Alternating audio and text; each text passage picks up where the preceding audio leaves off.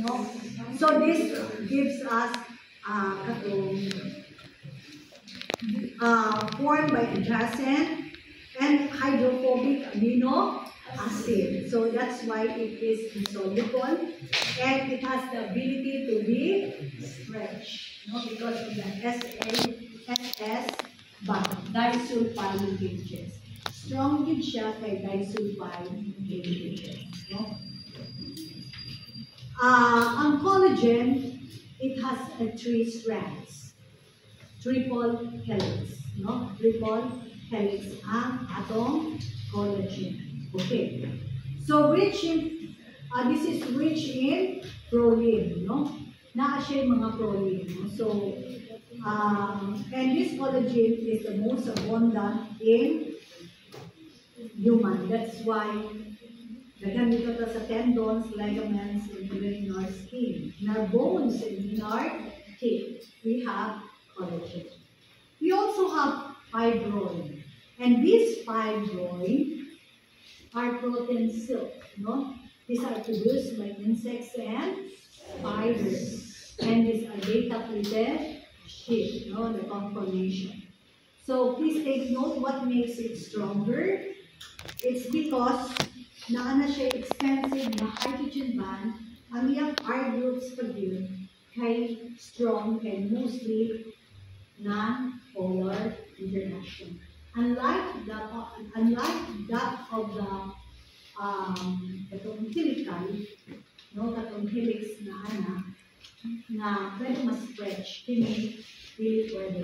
It can only be bent or twisted. Okay.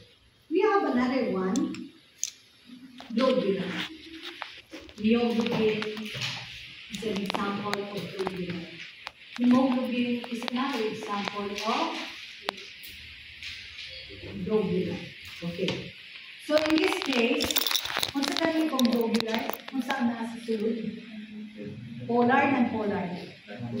Non-polar. So, hydrophobic. Kung saan na sa gawas? Polar. So they are hydrophilic. So they will interact with water. They are soluble in water. Okay. So in that case, as to the function, it is so dynamic. No? Daghan siya functions. Say, ang atong catalyst, the enzymes in our body, these are globular proteins. What else? Immunoglobulins, hemoglobin, myoglobin, and a lot more. So daghan siya o functions sa atong lungs. So here are some examples of globular proteins. Even the hormone that we have, protein hormone insulin, it is globular in structure.